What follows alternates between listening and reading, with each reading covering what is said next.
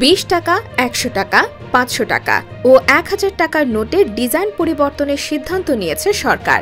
তাই বাংলাদেশ ব্যাংককে নতুন করে নোটের নকশা করার প্রস্তাব দেওয়া হয়েছে। নতুন ওই নোটে থাকবে না বঙ্গবন্ধু শেখ মুজিবুর রহমানের ছবি। কেন্দ্রীয় ব্যাংক ও অর্থ মন্ত্রণালয় সূত্রে এ তথ্য জানা গেছে। প্রাথমিকভাবে 4টি নোটের ডিজাইন পরিবর্তন করা হবে। পরের ধাপে সব ধরনের ব্যাংক নোটের ডিজাইন পরিবর্তন করা হবে।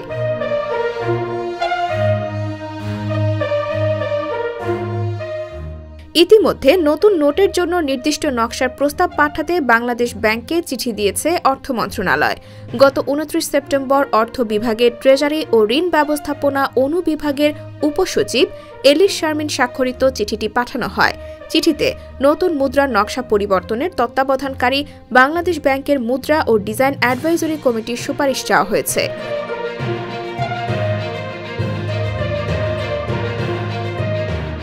চিঠিতে বলা হয়, নতুন ডিজাইন ও বৈশিষ্ট্যের নোট প্রচলনে কী ধরনের ডিজাইন করা সমীচীন হবে তা নিয়ে বাংলাদেশ ব্যাংকের মুদ্রা ও ডিজাইন অ্যাডভাইজরি কমিটির সুপারিশ গ্রহণপূর্বক সুনির্দিষ্ট প্রস্তাব দ্রুততম সময়ের মধ্যে অর্থ বিভাগে প্রেরণ করার জন্য অনুরোধ করা হলো।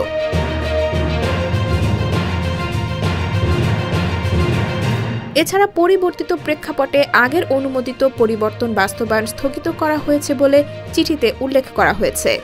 বর্তমানে বাংলাদেশের 1, 2, 5, 10, 20, 50, 100, 500 ও 1000 টাকার কাগজে নোটের প্রচলন আছে।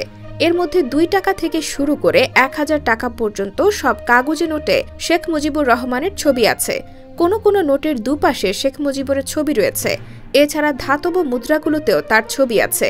নতুন করে নোটের নকশার যে প্রস্তাব চাওয়া হয়েছে সেখানে শেখ হাসিনা সরকারের সময় ছাপানো নোটের ডিজাইন পরিবর্তন হবে এবং শেখ মুজিবুরের ছবি থাকবে না বলে জানান সংশ্লিষ্টরা।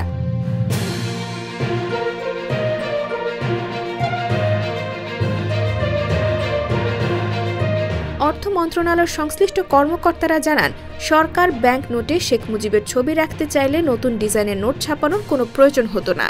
নতুন ডিজাইন চেয়েছেন মানে শেখ মুজিবুরের ছবি থাকবে না। শেখ মুজিবুরের ছবি সম্বলিত নোট পরিবর্তন প্রসঙ্গে বাংলাদেশ ব্যাংকের governor doctor Ahsan H Mansur বলেন, যখন টাকশালে নোট বানানোর প্রয়োজন হবে তখন নোট ছাপানো হবে।